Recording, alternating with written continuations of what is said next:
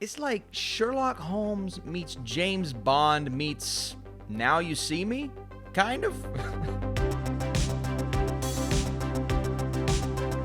What is up, Netflix fans? Welcome back to my channel. Today we are talking about the brand new Netflix series, Lupin.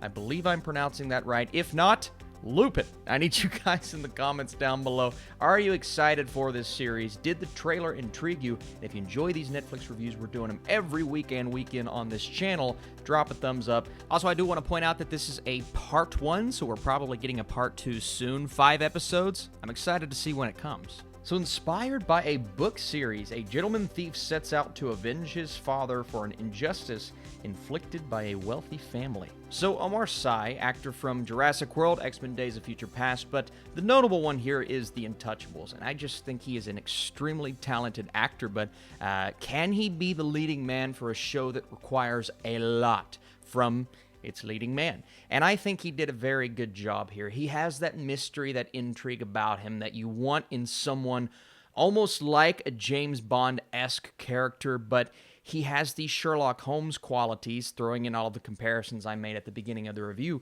that really add so many dynamics to his character. And we also get an exploration of his past. We see that as a teenager, his life was turned upside down when something happened with his father after being accused of a crime that, well, he didn't necessarily commit. So we kind of pick up 25 years later, where he looks at this character of Lupin, this burglar, as his inspiration to avenge his father. Now, this is a character that, gets away with a lot and has to come up with so many different techniques and so many different ways to escape these situations, but also infiltrate and pull off these different heists. And Omar Sy does a great job of allowing you to believe his character is capable of doing that. Not only smart enough, but sleuthy.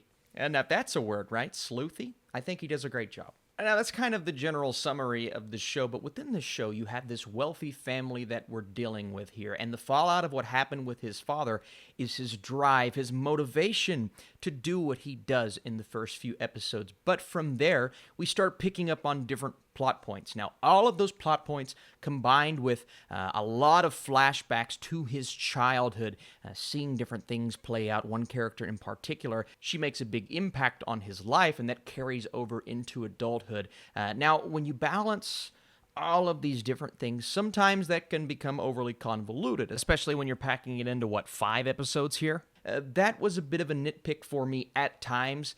There's just a lot going on.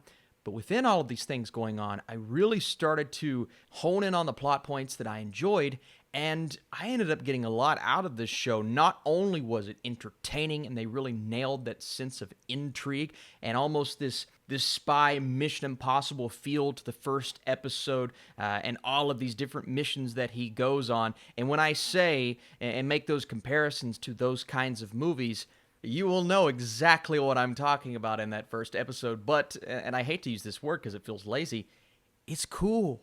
It's a cool show, and I just found this character to be one that I want to see go on a lot of different adventures. Now, we're not necessarily dealing with a lot of overarching stories this season, but within that overarching story, there are numerous and various plot points that we have to, got to keep this in mind. Moving into the next episode, here's a new character, keep that in mind. And then in the background, you have one character who is slowly starting to put together the puzzle pieces, and maybe he's much more on Lupin's tail than he expects, so that added a lot of intrigue as well. In terms of the actual filmmaking, the way that this style is introduced in the first episode, it's one that you may have to adjust your brain to because it's not necessarily what you're expecting, but I thought it played out very well through these 5 episodes. And speaking of these 5 episodes, the runtime is not a problem here. Like I said earlier, maybe they're stuffing a bit too much in, but I found it to be a smooth ride and one that kind of left me wanting more. Maybe the transition between present and past was a bit much at times because at first I'm trying to figure out, that's he and his father when he was younger, this and that. And then we continue to go back to that point in time, and whether it's where he ended up after his father, how he got to where he is today, all of those things, I think they're important to tell us as an audience. I just think there may have been a bit too much back and forth. I also want to point out that I am not familiar with the source material at all. I have heard of it, but that's as far as it goes. So there will be many making comparisons to that. I can't necessarily do that myself. All I can do is kind of justify my enjoyment, and I enjoyed it, right? But again, let me know in the comments down below. How does it compare? How different is this character now? And was it what you expected it to be? Because I think that's important. A lot of times in reviews like this, the book readers, this and that. But no, I think it's important what those fans have to say. But as for me, I'm not going to make those comparisons. I do think occasionally the show will take a few steps forward and then 1 or 2 steps back to give us different plot points.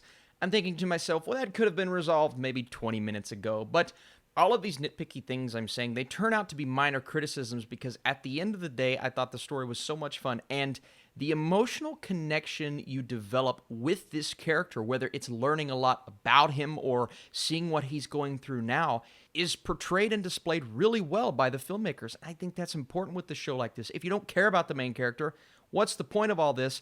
And that's when all of these cool action scenes and these spy-centric moments kick in. You care a lot more because you like the main character, and I think that's important. And the emotional resonance of Lupin as a character is great. So before I give you guys my score, thanks again for watching. If you like these Netflix reviews every single weekend, drop that thumbs up button. Slick, clever, and fun, Lupin provides the perfect amount of intrigue to carry you from episode to episode.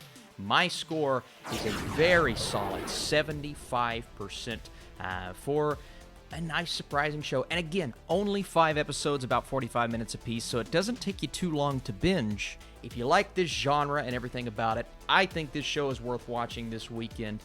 Thank you guys again for watching. Leave those comments below. And if you'd like to see me talk more about this show and maybe what happens in that final episode, let me know. I may make a video on that this weekend. But stay tuned because tomorrow, my most anticipated Netflix shows for 2021. There are a lot of really cool things to talk about. You guys are the best. Come back Sunday for my live stream, 11 a.m. Eastern Time, and I'll see you soon.